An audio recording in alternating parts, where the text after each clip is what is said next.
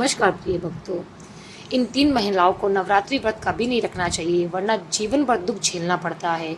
दोस्तों, नवरात्रि के पावन अवसर पर हर घर में दीपक जलते हैं, कलश स्थापित होता है और माता रानी की पूजा अर्चना की जाती है। इन 9 दिनों में केवल व्रत और उपवास करने का ही नाम नहीं दिया गया है, बल्कि ये आत्मा की शुद्धि, मन की स्थिरता और कर्म की पवित्रता का भी पर्व है। ऐसा माना गया है कि नवरात्रि में रखा गया एक एक व्रत साधक को वो फल देता है जो वर्षों की तपस्या के बाद मिलता है।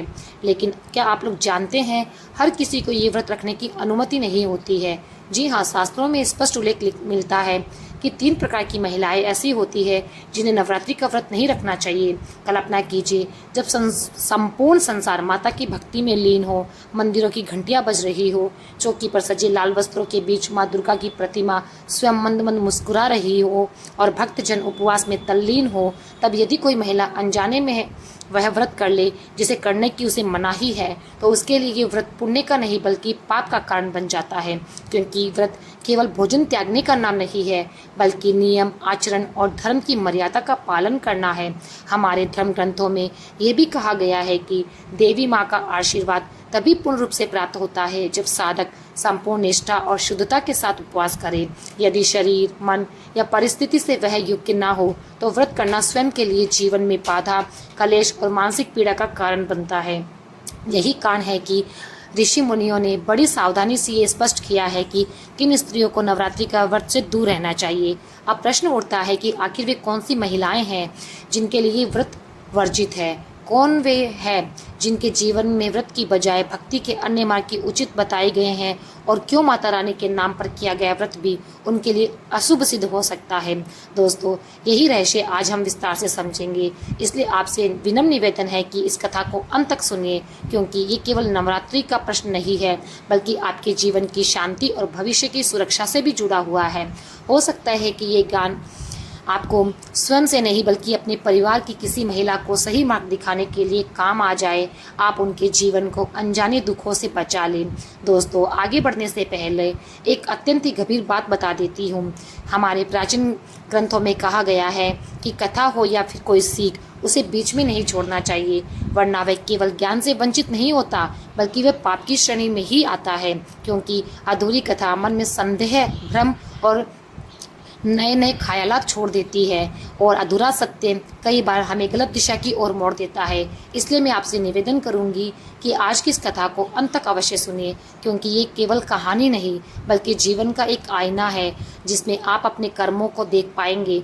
हो सकता है इस कथा का कोई एक शब्द, कोई एक प्रसंग आपके जीवन की दिशा को बदल दे, आपको होने वाले पाप से बचा ले और आपको उस अंधकार से निकाल दे जिसमें गलती से आप फंस गए हो। और यदि एक सच्चे सनातनी नहीं है, तो ये आपका धर्म भी है कि ऐसे संदेशों को केवल अपने तक सीमित ना रखें, बल्कि उन्हें अधिक से अधिक लोगों तक पहुंचाया जाए। इसलिए इस वीडियो को लाइक करें, कमेंट करें और साझा भी करें अपने दोस्तों के साथ में, और साथ में सब्सक्राइब करना तो बिल्कुल भी ना भूलें। तो चलिए श्रद्धा और विश्वास के साथ इस कथा की शुरुआत करते हैं। बात उस समय की है जब द्वापर युग समाप्त होने वाला था और कलयुग का प्रारंभ होने वाला था।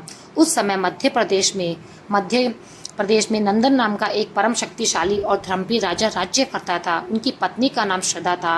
राजा नंदन बड़े ही सत्यनिष्ठ और ईश्वर के परम भक्त थे। उनका शासन बहुत ही न्यायप्रिय था। प्रजा उनके राज्य में आनंद से रहती थी और सुखमय जीवन जीती थी। राज्य का हर कोना सुख और संतोष से भरा हुआ था। उनके द्वार से कभी भी कोई भिक्षुक खाली हाथ नहीं लौटता था। राजा की तरह उनकी पत्नी भी करुणामयी और दयालु थी। रूप से भी अति सुंदर, सरल और समर्पित भाव रखने वाली थी। राजा और रानी के 2 पुत्र थे। बड़े का नाम मुकेश और छोटे का नाम सुरेश था। दोनों ही माता पिता के आज्ञाकारी थे। एक दिन वो तपस्वी संत राज्य में पधारे। वे नगर के घर घर गए और पुकारने लगे, भिक्षा दे ही भिक्षा दे। नगर वासियों ने जब उन्हें देखा तो कुछ लोग उनके पास गए और बोले, हे गुरुवर, आप इन छोटे छोटे सरोवरों के पास खड़े होकर अपनी प्यास तो नहीं बुझा पाएंगे। यदि आपको भिक्षा चाहिए तो हमारे महाराज के महल में चले जाइए। वे किसी को निराश नहीं करते, वे बड़े ही दयालु हैं और दान देना ही उनका धर्म है। नगरवासियों की ऐसी बातें सुनकर संतों ने कहा, यदि ऐसा है तो हमें महल का मार्ग बता दीजिए, हम स्वयं महाराज से भिक्षा मांगेंगे। दोनों साधु नगरवासियों द्वारा बताए गए रास्ते पर चल दिए। कुछ ही समय में महल के द्वार पर पहुंच गए। उन्होंने ऊंची आवाज में पुकारा। महात्माओं की पुकार सुनकर महल का राजा बाहर आ गया। वे दोनों साधुओं को देखकर उन्हें प्रणाम करते हुए कहता है, ब्राह्मण देव, मुझे आज्ञा दो, मैं आपकी क्या सेवा कर सकता हूँ? आप क्या चाहते हैं, मैं उसे लाकर आपको अर्पित कर दूंगा। साधु बोले, हे बालक, हम बहुत दूर से आए हैं। तुम्हारे महाराज की बड़ी महिमा सुनी है हमने। कहते हैं वे अपने द्वार पर आए किसी भी भिक्षु को खाली हाथ नहीं भेजते हैं। हम भी एक इच्छा लेकर आए हैं। यदि महाराज हमारी ये इच्छा पूरी कर देंगे तो हमारा आना सफल हो जाएगा। तुम जाकर महाराज को ये संदेश दो कि दो तपस्वी साधु द्वार पे खड़े हैं, वे आपसे मिलना चाहते हैं। सेवक ने हाथ जोड़कर कहा, हे ब्राह्मण देवता, कृपा करके थोड़ी प्रतीक्षा कर लीजिए, मैं अभी जाकर महाराज को ये संदेश देता हूँ। इतना कहकर वे अंदर चला गया। महाराज नंदन को प्रणाम करके सारी बात बता दी। राजा ने आदेश दिया, जाओ, दोनों ब्राह्मणों को सम्मान सहित दरबार में ले आओ। सेवक आज्ञा लेकर बाहर आया और दोनों साधुओं को विनम्र भाव से बोला, हे ब्राह्मण देवता, कृपया मेरे साथ अंदर आइए, महाराज ने आपको दरबार में बुलाया है। साधु सेवक के पीछे दरबार में आ गए। जैसे ही राजा ने दोनों संतों को देखा, वे तुरंत अपने सिंहासन से खड़े होकर उनके पास आकर उनके चरण स्पर्श किए। दोनों संतों को प्रणाम करते हुए बोले, हे ब्राह्मण देवता, आज आप कैसे तपस्वियों को देखकर मैं धन्य हो गया, कृपया आसन ग्रहण करिए। ये कहकर राजा ने दोनों साधुओं को बहुत आदर से आसन पर बिठा दिया। सेवक को आरती की थाली लाने का कहा। सेवक थाली लेकर आया। राजा ने स्वयं दोनों साधुओं की आरती करी, उनके चरण छुए और बहुत विनम्रता से बोले, हे ब्राह्मण देवता, अब आप बताइए यहाँ आने का क्या उद्देश्य है? आप मुझसे मिलने आए हैं? साधु मुस्कुराए और बोले, हे राजन, आपकी दानशीलता और उदारता की चर्चा हमने बहुत बार सुनी है। कहते हैं कि राजा के द्वार से कोई भी भिखारी खाली हाथ नहीं लौटता। हम भी इसी विश्वास के साथ आपके पास आए हैं।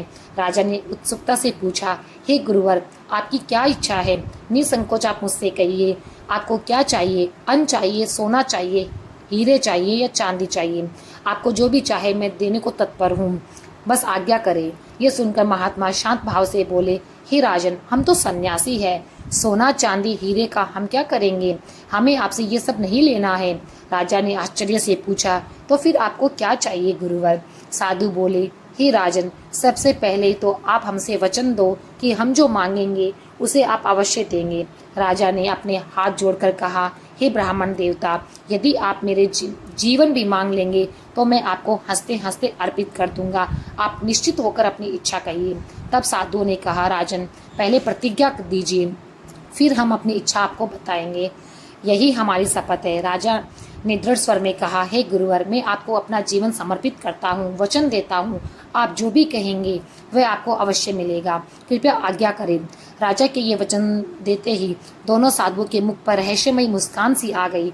वे बोले, हे राजन, जब हम यहाँ आए थे तो हमारा उद्देश्य केवल भिक्षा मांगना था, परंतु आपके दरबार में आकर हमारा मन बदल गया है। हमने अपना जीवन तपस्या में बिताया है, तो क्यों ना अब एक राजा होने का सुख भोगा जाए। अतः हे राजन, हमें अपना राज्य दान में दे दो, यही हमारी इच्छा है। राजा ये सुनकर एक पल को तो स्तब्ध रह गए, परंतु वचन के पक्के राजा होने के कारण उन्होंने अपने मस्तक से मुकुट को उतारा और साधु के चरणों में रख दिया और उनमें से एक के सिर पर रख दिया। फिर दरबार में घोषणा करी, आज से ये राज्य आपका नया राजा है और मैं अब आप सबकी तरह एक साधारण मनुष्य हूँ। इतना कहकर राजा दरबार से बाहर जाने लगे। फिर अचानक रुके और वापस आकर दोनों साधुओं के सामने हाथ जोड़कर बोले, हे गुरुवर, मेरी एक प्रार्थना है। साधु ने कहा, कहो राजन, क्या चाहते हो? राजा ने विनम्र शब्दों में कहा, हे गुरुवर, मेरी प्रजा का ध्यान रखना, मेरे लोगों को आपके किसी भी कर्म से कष्ट नहीं होना चाहिए। साधु हंसकर बोले, हे राजन, अब यह राज्य हमारा है, प्रजा सुखी रहे या दुखी ये हमारे निर्णय पर निर्भर करेगा। आपने अपना राज्य दान कर दिया है, अब आप अपने परिवार सहित ये भूमि छोड़कर चले जाइए। हम नहीं चाहते कि आप यहाँ पर रहे। यदि आप रहेंगे तो प्रजा आपको ही राजा मानेंगी और हमें वह सम्मान नहीं मिल पाएगा जो एक राजा को मिलना चाहिए। इसलिए अब आपको ये राज्य छोड़ना पड़ेगा। ये सुनकर राजा नंदन का हृदय भारी हो गया। वे उदास होकर बोले, हे गुरुवर, मेरे छोटे छोटे बच्चे हैं, मैं उनके साथ कहाँ जाऊँगा? मैं कृपा करके मेरे साथ इतना बड़ा अन्याय मत करिए। मैं वचन देता हूँ कि आपके किसी भी कार्य में बाधा नहीं बनूंगा। संत भाव से बोले, हे राजन, आप कहीं भी जा सकते हैं, कुछ भी कर सकते हैं, हमें उससे कोई फर्क नहीं पड़ता है, लेकिन आपको हमारे आदेशों का पालन करना होगा। यदि आप राज्य नहीं छोड़ते हैं तो हम यहाँ से चले जाएंगे, और यदि हम खाली हाथ लौटते हैं तो आपका वचन टूट जाएगा। अब आप स्वयं निश्चय कर लीजिए, वचन निभाएंगे या राजा बने रहेंगे।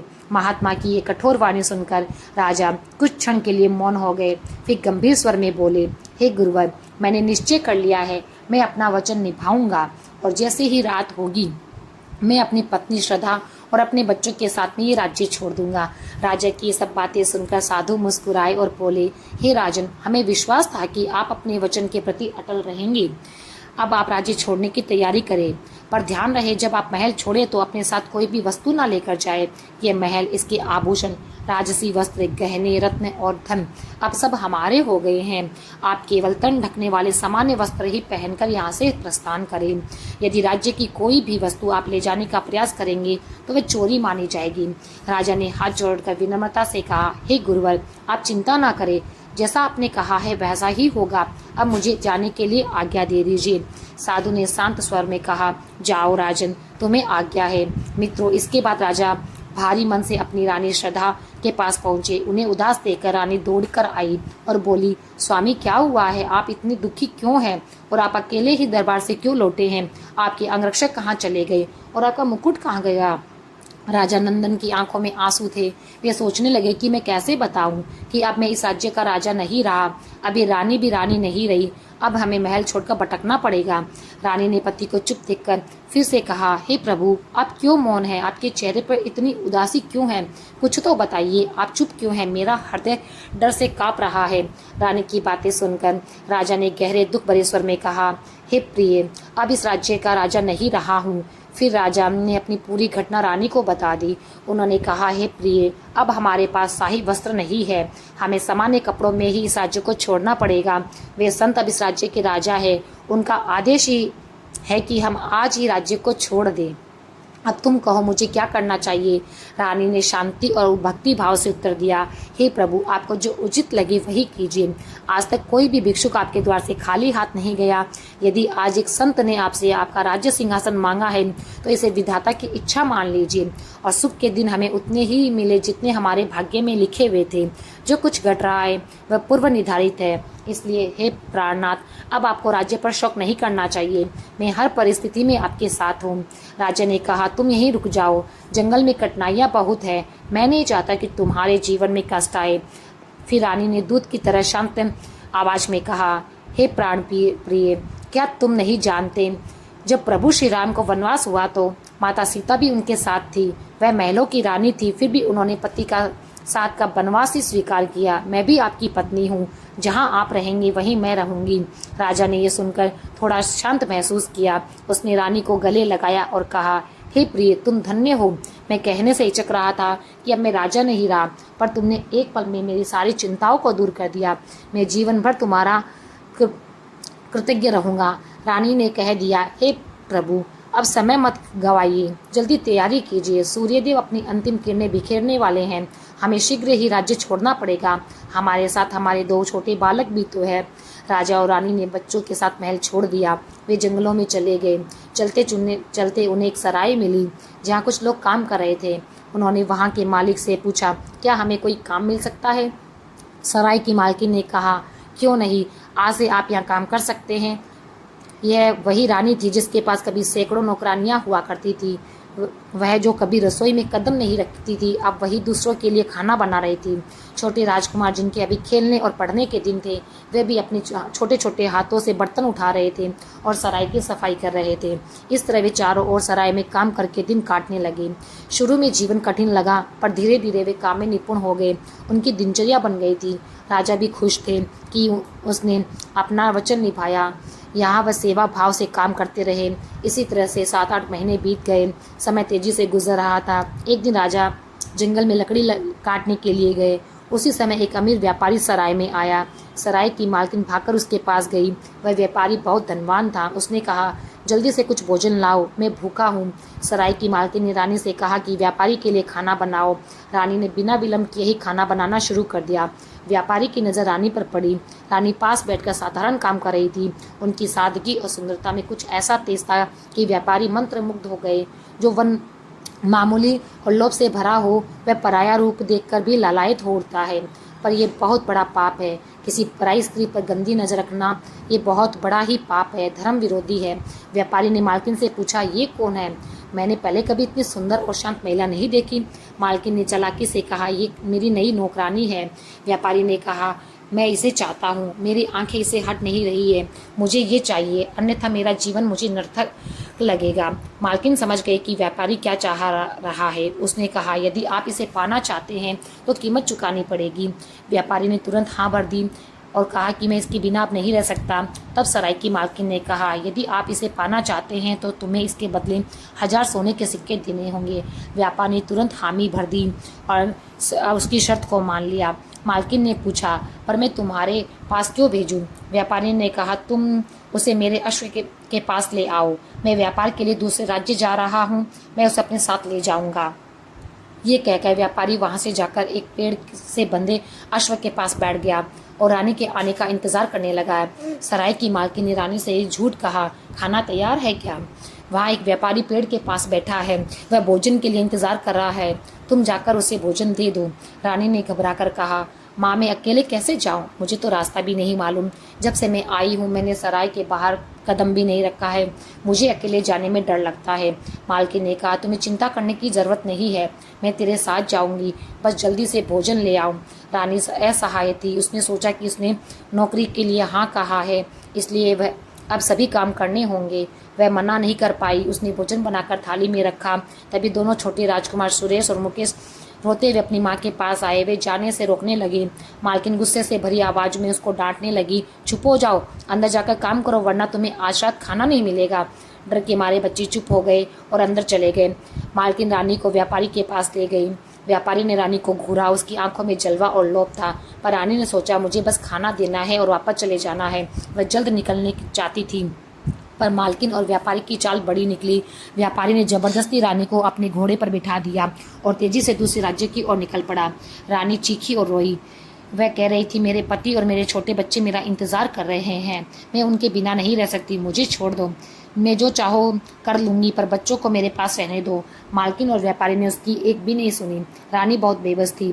उसने व्यापारी के सामने हाथ जोड़कर कहा, प्लीज़ आप अश्व को रोक दीजिए, आप मुझे कहाँ ले जा रहे हैं? कम से कम अपना नाम तो बता दीजिए, परिचय दीजिए। व्यापारी ने निश्चय करके कहा, हे सुंदर नारी, हमने तुझे सराय की मालकिन से 1000 सोने देकर खरीद लिया है। अब तू मेरी रानी बनेगी और मेरे साथ में रहेगी। ये सुनकर रानी का दिल दहल गया। तभी व्यापारी उसकी ओर बढ़ा।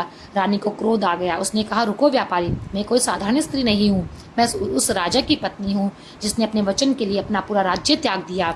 मैं एक सच्ची और वफादार पत्नी हूँ। यदि तुमने मेरी अनुमति के बिना मुझे छूने की कोशिश भी की तो उसी क्षण मैं तुमको भस्म कर दूंगी। व्यापारी जोर से हंसकर बोला, ओ सुंदर नारी, अपनी बातों से मुझे डराने की कोशिश मत कर। मैंने अपने जीवन में बहुत कुछ देखा है, मैं तुम्हारे शब्दों से डरने वाला नहीं हूँ। ये कहकर वह रानी को पकड़ने आगे बढ़ा, पर जैसे ही पास आया मानो बिजली उसके शरीर पर गिर गई हो। डर के मारे वह पीछे हट गया और घबरा कर बोला, ठीक है, मैं तुम्हें बिना अनुमति छूने की कोशिश नहीं करूँगा, लेकिन मेरी एक शर्त है। रानी ने शांत स्वर में कहा, तुम्हारी क्या शर्त है? व्यापारी बोला, मैं 10 वर्ष तक तुम्हें हाथ नहीं लगाऊंगा और तुम्हें अपनी बहन की तरह ही मानूंगा, लेकिन जैसे ही 11 वर्ष शुरू होगा तुम मेरी पत्नी बनोगी। रानी ने धैर्य से कहा, ठीक है, मैं तुम्हारी शर्त को मान लेती हूँ। आज से तुम मेरे भाई हो और मैं तुम्हारी बहन हूँ। इस तरह रानी ने अपनी समझ और पवित्रता से अपने आप की रक्षा कर ली। दूसरी ओर सराय में सुरेश और मुकेश अपनी माँ के बारे में मालकिन से पूछने लगे, हमारी माँ कहाँ है? आपने उन्हें कहाँ भेजा है? मालकिन ने गुस्से में कहा, मुझे नहीं पता तुम्हारी माँ कहाँ चली गई है, अगर सवाल करोगे तो तुम्हें सजा मिलेगी। सुरेश ने कहा, तुम झूठ बोल रही हो, माँ तुम्हारे साथ गई थी। यह सुनकर सराय की मालकिन गुस्से से भर गई और दोनों बच्चों को पीटने लगी। फिर रोते हुए उन्हें सराय से बाहर निकाल दिया। दोनों बच्चे अपने पिता की और जंगल में भागे। वहां राजा नंदन लकड़ियां काट रहे थे। बच्चों को इस हालत में देखकर राजा दौड़कर आए और पूछा, तुम यहाँ क्यों आए हो, क्या हुआ? तब सुरेश ने रोते रोते सारी बात बता दी। ये सुनकर राजा बहुत दुखी हो गया। उसने दोनों बच्चों को गले लगाया और कहा, मेरे बच्चों शांति रखो, तुम्हारी माँ पास कहीं होंगी, आओ हम मिलकर उन्हें ढूंढते हैं। राजा बच्चों को लेकर सराय पहुंचा और मालकिन से अपनी पत्नी के बारे में पूछा। मालकिन ने कठोर स्वर में कहा, मुझे क्या पता तुम्हारी पत्नी कहाँ गई है, क्या मैं उसकी रखवाली करने आई हूँ? तुम अपने बड़े पुत्र से ने कहा, पिताजी ये महिला झूठ बोल रही है, इसने जबरदस्ती माँ को कहीं लेकर गई थी, माँ जाना नहीं चाहती थी। राजा ने अपने हाथ जोड़कर कहा, हे देवी, हम पहले से संकट में हैं, हमें कृपा करके सच बता दीजिए, मेरी पत्नी कहाँ है, हमसे मत छुपाइए। मालकिन ने गुस्से में कहा, तुम्हें कोड़े पड़ेंगे तो समझ में आएगा, अब यहाँ से निकलो, मेरे सराय में तुम्हारे लिए कोई जगह नहीं है, दोबारा दिखे तो चोरी का आरोप लगा दूंगी। राजा ने दृढ़ स्वर में कहा, तुम ऐसा कुछ नहीं करोगी, अगर मेरी पत्नी के साथ कुछ भी बुरा हुआ है तो ईश्वर तुम्हें कभी क्षमा नहीं करेंगे। मेरे बच्चों ने कहा है कि उन्होंने माँ को आखिरी बार तुम्हारे साथ देखा है, तुमने मेरी पत्नी और बच्चों की माँ को हमसे अलग कर दिया है, याद रखो भगवान तुम्हारे कर्मों का हिसाब जरूर करेंगे।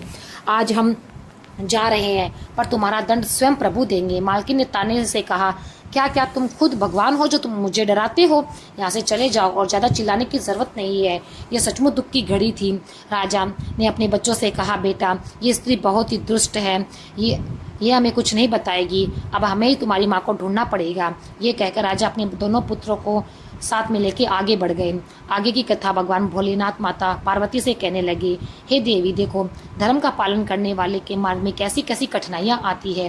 राजा जिसने पहले अपना राज्य खो दिया, फिर सराय में नौकर बनकर काम किया, लकड़ियाँ काटी, अब अपनी पत्नी से भी बिछड़ गए, फिर भी उसने हार नहीं मानी। अपने बच्चों के साथ आगे चलते रहे। चलते चलते राजा नंदन अपने दोनों पुत्रों के साथ नदी के किनारे पर पहुँच गए। राजा ने अपने बड़े बेटे सुरेश से कहा, बेटा तुम यहीं रुको, पहले मैं तुम्हारे छोटे भाई मुकेश को नदी पार करा देता हूँ, फिर तुम्हें भी ले जाऊंगा। सुरेश बोला, ठीक है पापा, पहले आप छोटे भाई को पार करा दो। राजा ने मुकेश को गोद में लिया और नदी पार करा दी। उधर सुरेश अकेला खड़ा रहा। तभी जंगल से एक भयंकर शेर निकलकर बाहर आ गया और उसकी ओर बढ़ने लगा। सुरेश बहुत जोर से डर गया और चिल्लाने लगा, पिताजी बचाइए। राजा तुरंत अपने बेटे को बचाने के लिए नदी में कूद पड़ा, लेकिन नदी की तेज धारा में उनका संतुलन बिगड़ गया और वे बहने लगे। इधर छोटा राजकुमार मुकेश नदी के किनारे पर अपने पिता और भाई का इंतजार कर रहा था। उधर शेर ने सुरेश को जबड़े में दबोच लिया और जंगल की ओर ले गया। इस तरह परिवार के चारों सदस्य एक दूसरे से बिछड़ गए। पर कहते हैं ना जाके राखो साईं, मार सके ना कोई, जिस पर प्रभु की कृपा होती है उसका कोई कुछ नहीं बिगाड़ पाता है। भगवान शिव माता पार्वती से कहते हैं कि देवी अब आगे की कथा बताता हूँ, कैसे भाग्य का पहिया उनके लिए रास्ता बनाता है। शेर जब सुरेश को जंगल में लेकर जा रहा था, उसी समय पर वहां पर एक शिकारी ढूंढ रहा था। उसने सुरेश की चीख सुनी तो आवाज की दिशा में दौड़ा। शिकारी ने देखा कि शेर ने बालक को जबड़े में दबोचा है। उसने तुरंत धनुष बाण से शेर पर प्रहार किया। तीर लगते ही शेर डरकर भाग गया और राजकुमार सुरेश को छोड़ दिया।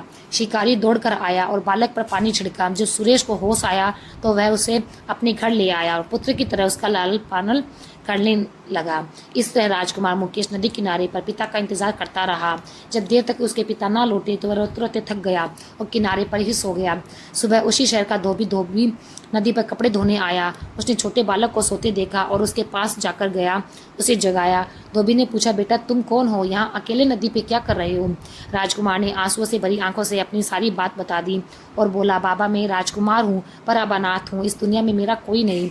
धोबी ने दया भाव से कहा, बेटा ऐसा मत कहो, जिसके पास कोई नहीं होता उसके पास भगवान होते हैं। आज से मैं तुम्हारा पिता हूँ, चलो मेरे घर, मैं तुम्हें अपने पुत्र की तरह पालूंगा।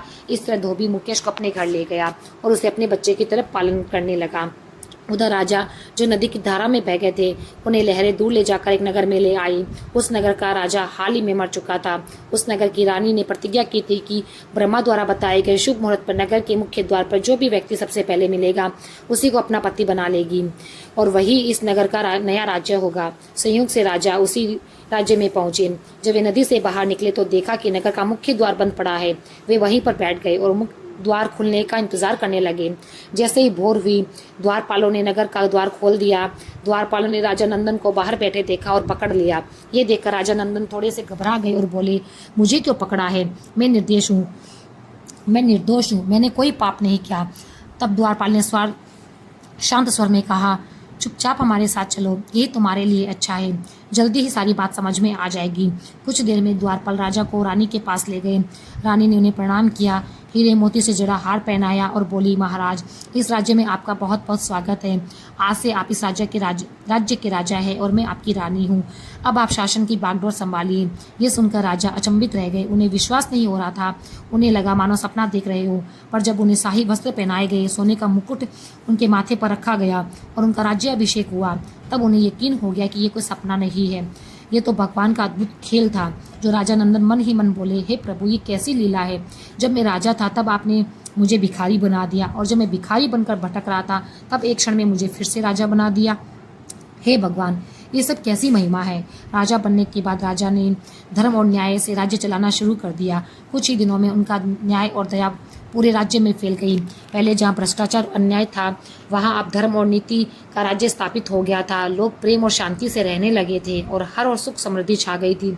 फिर भी राजा नंदन अपनी पत्नी और बच्चों को भूले नहीं। उन्हें हमेशा उनकी याद आती रहती। उन्होंने सैनिकों को चारों दिशाओं में भेजा और स्वयं भी कई स्थानों पर देखने को गए, पर हर बार उन्हें सिर्फ निराशा ही मिलती। पत्नी और पुत्र कहीं भी दिखाई नहीं दिए। राजा का मन बहुत दुखी था और वह निराश रहने लगे। लेकिन समय सब कुछ भुला देता है। राजा धीरे धीरे अपने कार्यों में इतना व्यस्त हो गए कि धीरे धीरे उनका दुख जो है वो कम होने लगा। इस तरह राजा नंदन ने 10 वर्षों तक सफलतापूर्वक राज्य किया। इन 10 वर्षों में बहुत कुछ बदल चुका था। उनके पुत्र सुरेश और मुकेश, जिनमें से एक शिकारी के घर पला, दूसरा धोबी के घर पला, अब जवान हो गए थे। संयोग ऐसा हुआ कि दोनों उसी राज्य में बड़े हुए जहाँ उनके पिता राजा रहते थे। जब दोनों पुत्र युवा हो गए, उसी समय राजा ने सेना का विस्तार करने के लिए युवाओं की भर्ती का ऐलान किया। प्रतियोगिता रखी गई और कहा गया कि जो भी इस प्रतियोगिता में जीतेगा उसे सेना में स्थान मिलेगा। यह समाचार सुरेश और मुकेश तक पहुंचा। उन्होंने अपने पालक पिता से अनुमति ले ली और प्रतियोगिता में भाग लिया। अपनी योग्यता और पराक्रम से दोनों ने प्रतियोगिता जीत ली और सेना में शामिल हो गए। दोनों ने पूरी निष्ठा और भक्ति के साथ अपनी जिम्मेदारियों को निभाना शुरू कर दिया। तब भगवान शिव माता पार्वती से कहते हैं कि देवी, देखो, भाग्य का कैसा विचित्र खेल है। पिता और पुत्र एक ही राज्य में थे, भाई भी साथ में थे, पर कोई एक दूसरे को पहचान नहीं पा रहा था। दोनों पुत्र सोचते थे कि उनकी असली माता पिता इस संसार में नहीं है, परंतु सच्चाई तो कुछ और थी। वही राजा उनके वास्तविक पिता थे। सब कुछ भगवान की शरण में और उनकी अद्भुत लीला पर टिका हुआ था। समय तेजी से बीत रहा था। वह दिन नजदीक आ गया था जिसका इंतजार वह दुष्ट व्यापारी वर्षों से कर रहा था। रानी श्रद्धा बहुत चिंतित थी क्योंकि 10 वर्ष पूरे हो चुके थे और शर्त के अनुसार व्यापारी उसे अपनी रानी बनाने वाला था। बेचारी रानी हर समय प्रभु का नाम जपती रहती। वह मन ही मन प्रार्थना करती, है प्रभु, कोई चमत्कार करो, मुझे मेरा पति वापस मिल जाए। मैंने अब तक अपनी मर्यादा और इज्जत को बचाए रखा है, पर अब मेरी रक्षा केवल आपके हाथ में है। यदि आपने नहीं की तो मैं अपना जीवन त्याग दूंगी, पर कभी उस पापी व्यापारी की रानी नहीं बनूंगी। उधर वह व्यापारी अपना सामान बेचने उसी राज्य में जा पहुंचा जहाँ राजा शासन कर रहे थे। वह राजा के दरबार में गया और हाथ जोड़कर बोला, महाराज, मैं एक व्यापारी हूँ, अलग अलग राज्यों से व्यापार करता हूँ। इस समय घोड़े नगर के बाहर खड़े हैं जिन पर भोजन और धन संपत्ति लदी हुई है। कृपया मेरे धन और भोजन की सुरक्षा के लिए कुछ सैनिक नियुक्त करें ताकि मैं बिना डर के व्यापार कर सकूं। राजा नंदन ने बड़े धैर्य से कहा, व्यापारी, हमारे राज्य में तुम्हारा स्वागत है। जब तक तुम इस भूमि पर व्यापार करोगे तुम्हारा कोई सामान चोरी नहीं करेगा। चिंता मत करो, अब तुम्हारी जिम्मेदारी हमारी है। राजा ने तुरंत सेनापति को बुलाया और आदेश दिया, शहर के बाहर खड़े व्यापारी के घोड़े और धन की सुरक्षा के लिए 2 योग्य सैनिकों को भेज दो। सेनापति ने तुरंत आदेश का पालन किया और उस काम के लिए 2 सैनिकों को चुना और वे सैनिक कोई और नहीं बल्कि सुरेश और मुकेश थे। रात का समय था, चारों ओर सन्नाटा और अंधकार फैला हुआ था। दोनों भाई व्यापारी के धन की रक्षा के लिए वहां पहुंच गए। समय काटने के लिए वे आपस में बात करने लगे। उधर रानी श्रद्धा पास ही बैठी प्रभु को याद कर रही थी। आंसुओं से प्रार्थना करती जा रही थी कि हे प्रभु, अब मेरी लाज आपके हाथ में है, मेरी रक्षा करो। इसी बीच ने कहा, भाई, रात बहुत लंबी है, तुम मुझे कोई कहानी सुनाओ ताकि नींद न आए और समय कट जाए।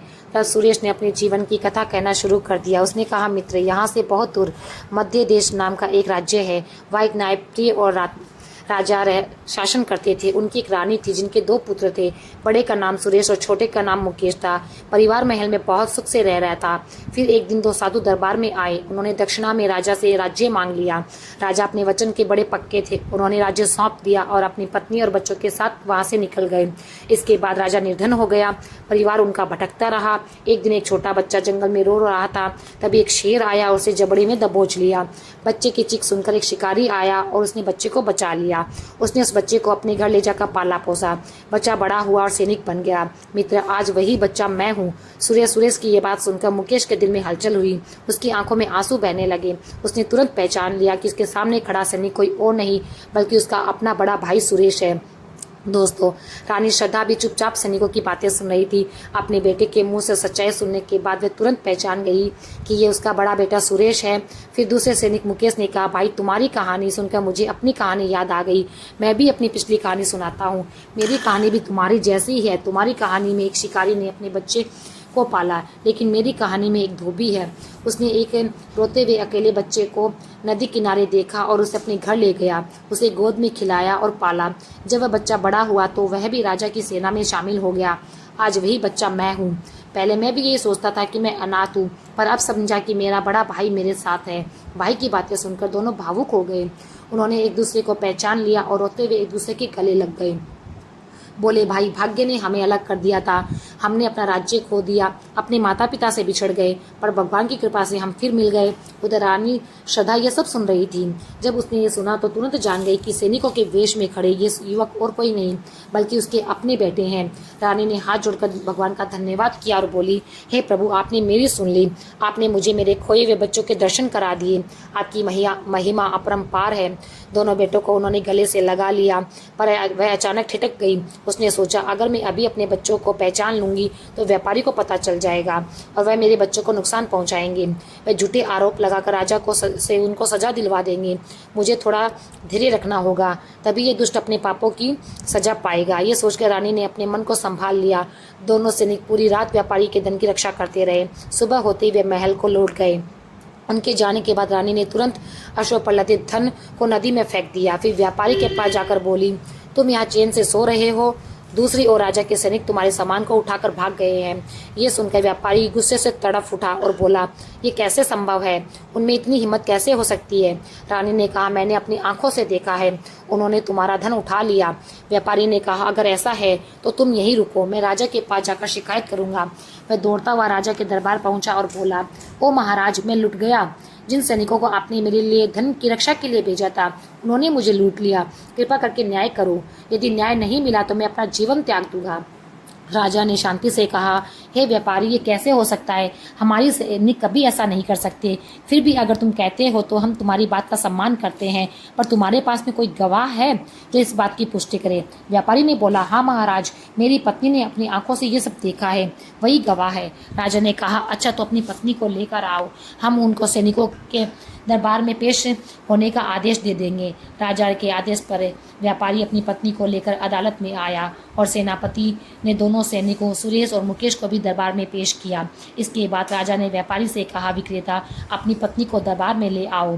व्यापारी रानी को दरबार में ले आया। उस समय रानी श्रद्धा ने अपना चेहरा घूंघट से ढका हुआ था।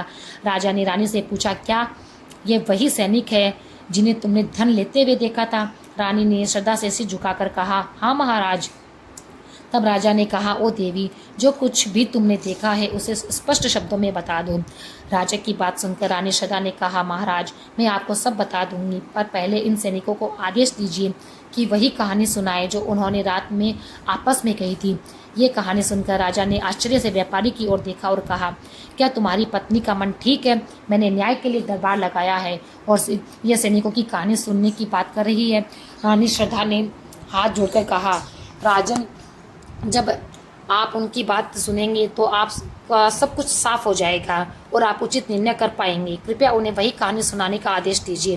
राजा नंदन ने सैनिकों को आदेश दिया, हे सैनिकों, वह कहानी सुनाओ जो तुमने रात में कही थी। ये मेरा आदेश है।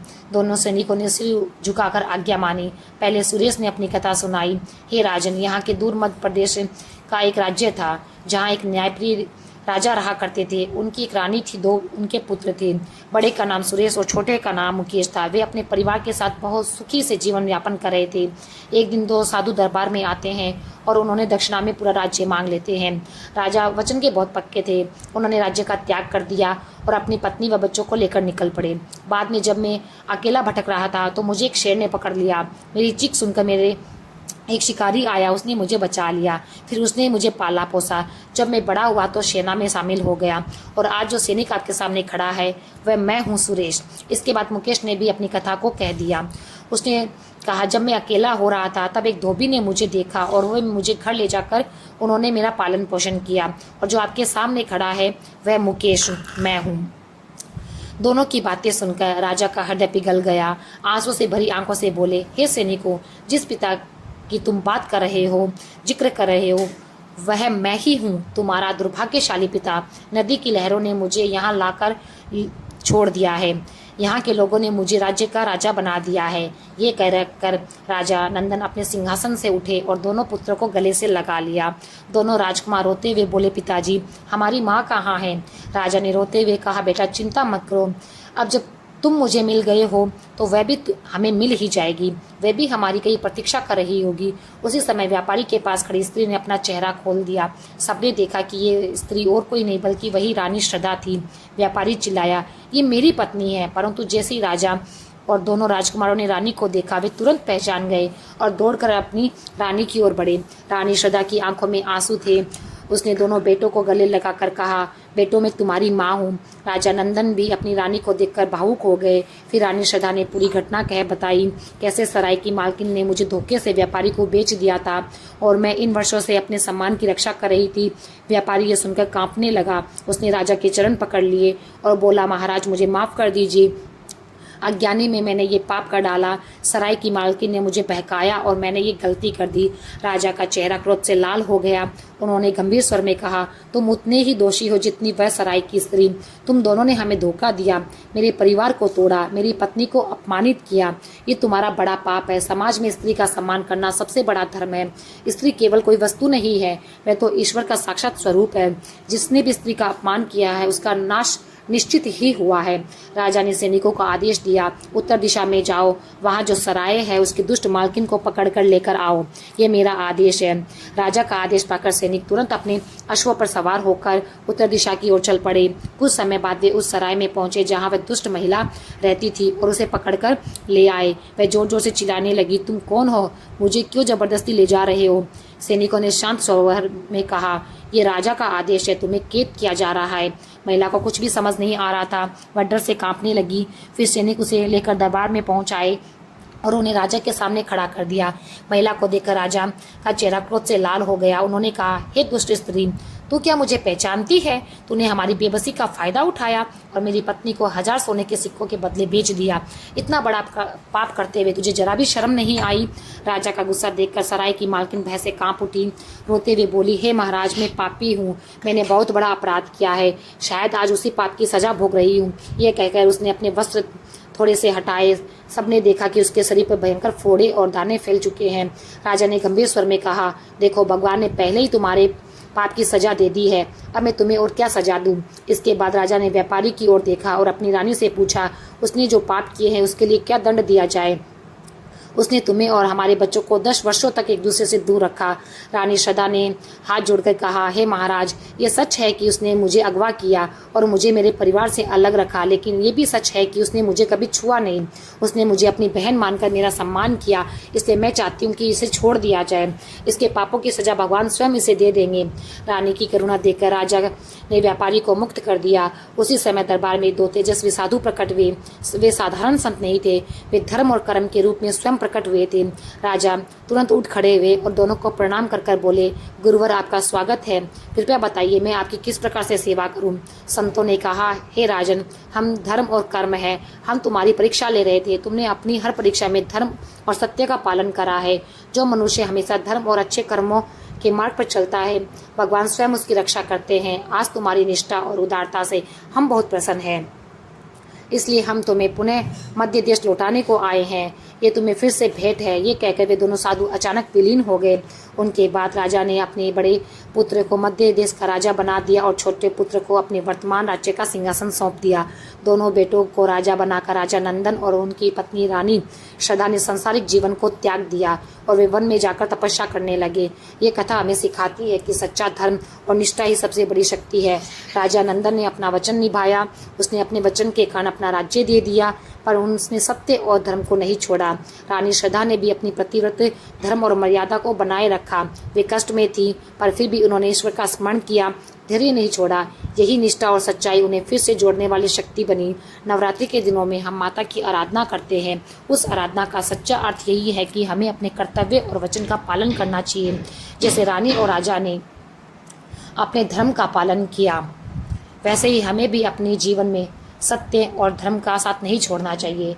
नवरात्रि के दिनों में हर दिन जब आप माता की आरती करते हैं, दीप जलाते हैं, तो उस दीपक के साथ अपने वचनों को भी जला देना।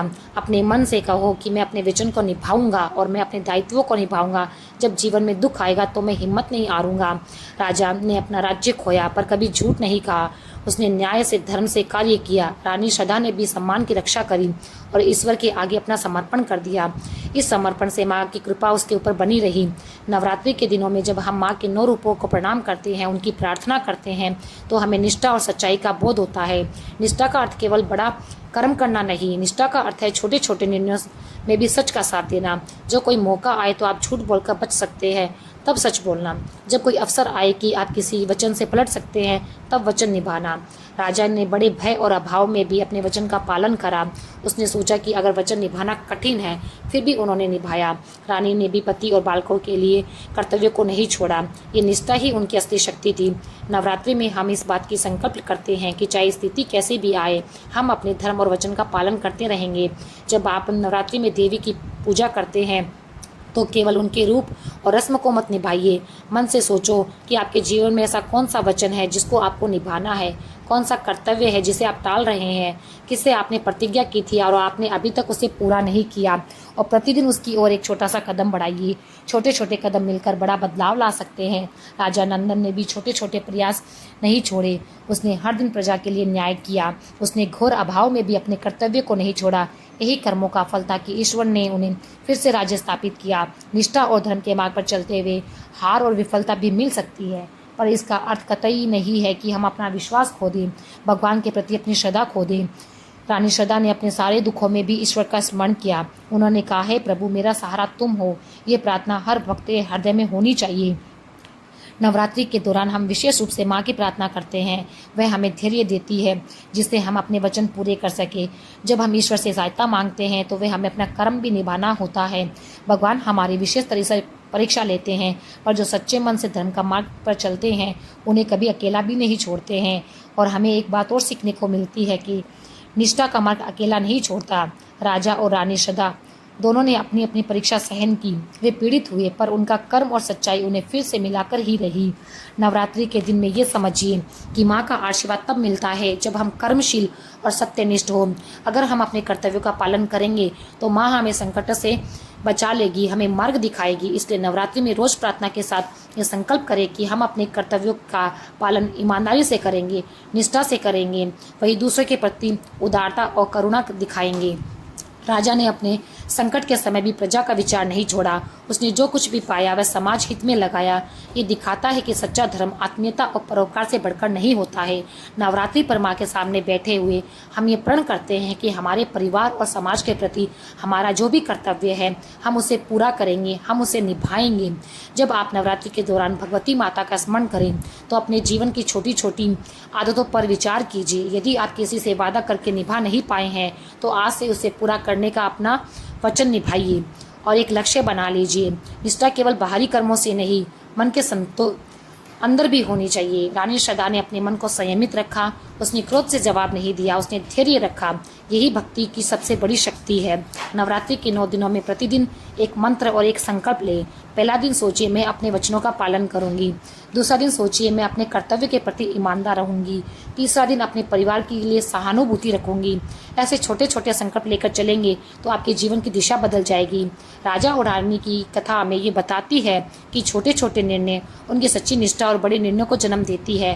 अंत में ये ध्यान रखिए कि निष्ठा का फल शीघ्र नहीं मिलता, उसमें धैर्य रखना पड़ता है। कई वर्षों की परीक्षा सहनी पड़ती है, पर जब उसका फल मिलता है तो बहुत ही लाभदायक फल मिलता है। हे माँ, मुझे वह शक्ति दो कि मैं अपने वचन को निभा सकूं। मुझे वे धैर्य दो कि मैं सच्चाई से पीछे न हटूं।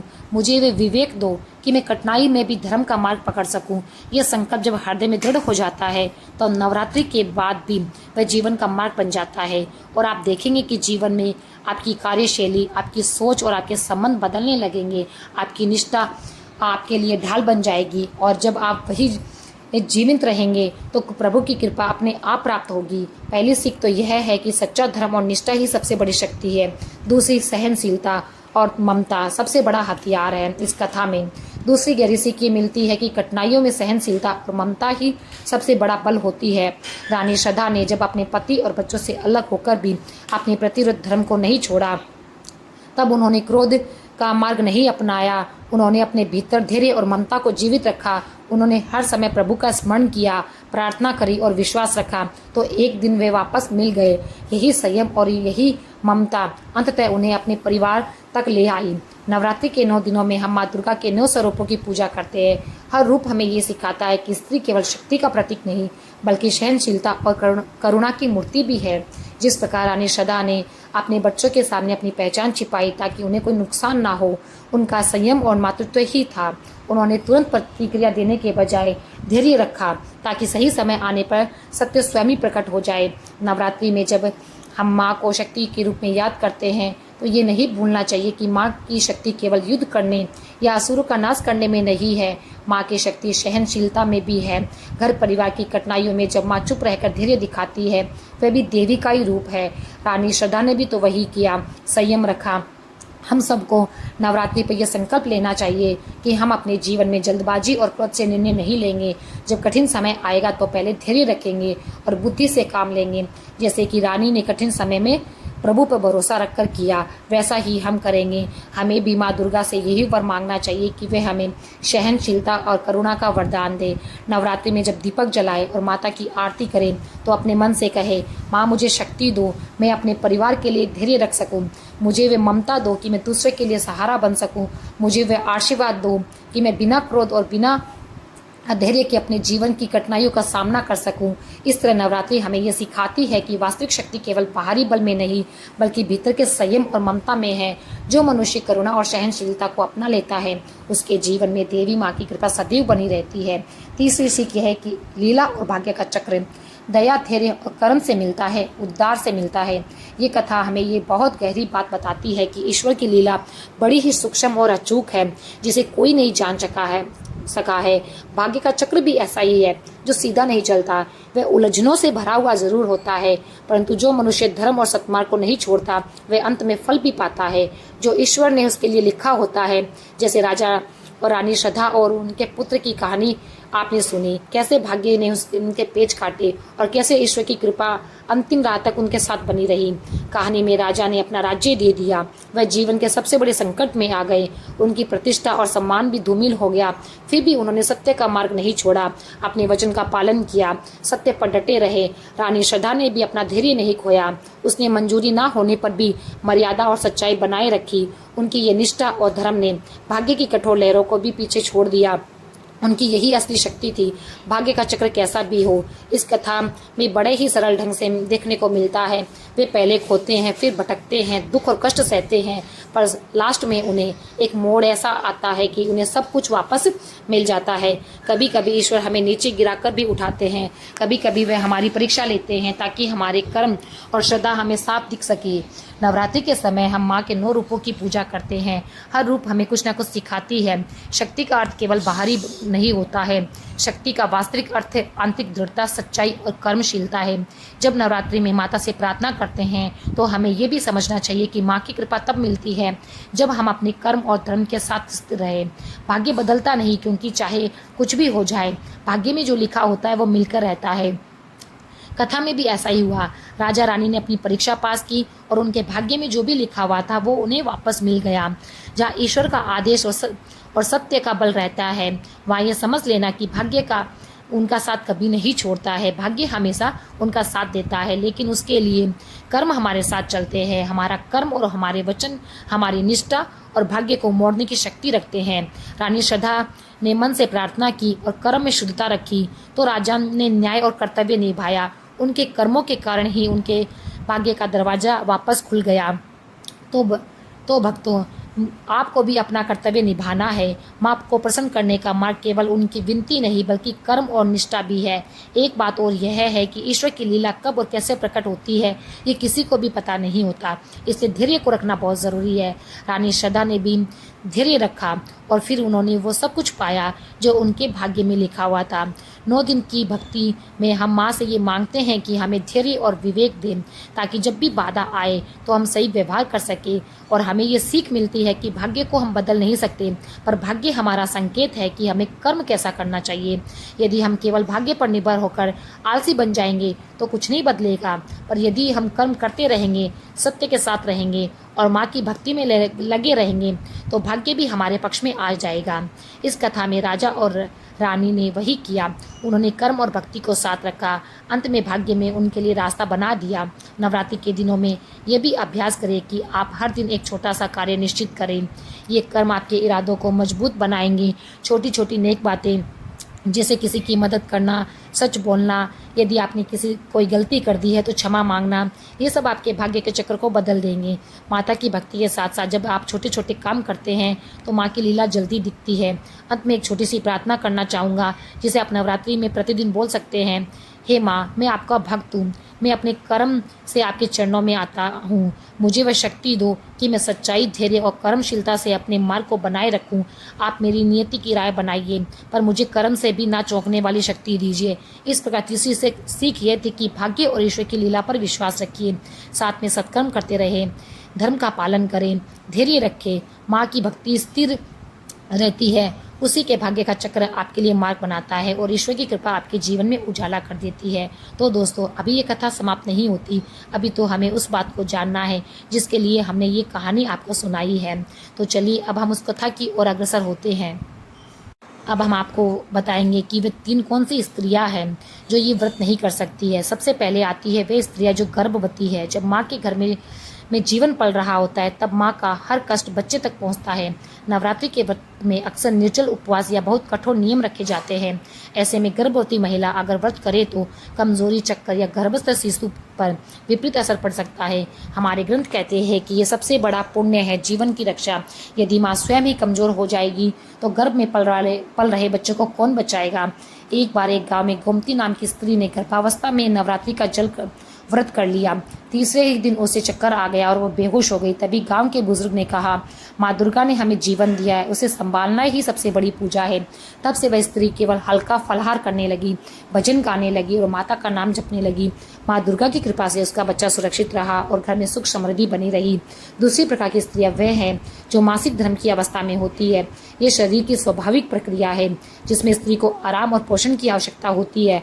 कठोर उपवास, लंबे समय तक खड़े रहने, कठिन पूजन की विधि के दौरान शारीरिक कष्ट बढ़ा सकती है, जो माता को कतई पसंद नहीं है। इसलिए आप अपने शरीर को कष्ट बिल्कुल भी ना दें, क्योंकि जो स्त्रियां अपने शरीर को कष्ट देती है उनका किया गया उपवास माता कभी भी स्वीकार नहीं करती है। इसलिए कभी भी आप अपने शरीर को कभी भी परेशान मत कीजिए, उसे कोई परेशानी में मत डालिए। अपनी श्रद्धा के अनुसार करिए। जब आप पीड़ा में होंगी तो ऐसे व्रत को माँ कभी भी स्वीकार नहीं करेगी।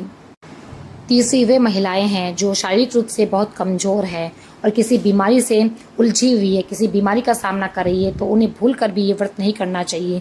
क्योंकि जब ये व्रत करती है तो उनको शारीरिक पीड़ा होती है, शरीर अंदर से कमज़ोर हो जाता है, निर्बल हो जाता है। जब माता रानी इसको देखती है तो वो बहुत रुष्ट हो जाती है, बहुत दुखी हो जाती है। इसलिए इस प्रकार की महिला को कभी भी ये व्रत नहीं करने चाहिए। पहली, किसी गर्भावस्था के दौरान महिला को व्रत नहीं करना चाहिए। दूसरा, जब वो मासिक धर्म के दौरान उनके बहुत दर्द रहता है, वो अक्षम रहती है, कोई भी कार्य करने में सक्षम नहीं रहती है, तो उन्हें ऐसा व्रत नहीं करना चाहिए। तीसरे, जब वो किसी बीमारी से जूझ रही हो, कोई बड़ी पीड़ा उनके शरीर में हो, तो ऐसी स्त्रियों को व्रत नहीं करना चाहिए। ऐसी स्त्रियां यदि व्रत करती भी है तो माँ उसे कभी स्वीकार नहीं करती, बल्कि उसका पाप ही होने लगता है। इसलिए निवेदन है कि ऐसी स्त्रियां कभी भी व्रत ना रखें। मित्रों, आशा करती हूँ कि ये ज्ञानवर्धक कथा आपको पसंद आई होगी। यदि आपको ये कथा पसंद आई हो तो हमारे चैनल को सब्सक्राइब करना बिल्कुल भी ना भूलें। फिर मिलते हैं एक नई जानकारी के साथ। तब तक आप हमारे चैनल को सब्सक्राइब कर लें। जय माता रानी, जय माता दी, जय माता दी, जय माता दी।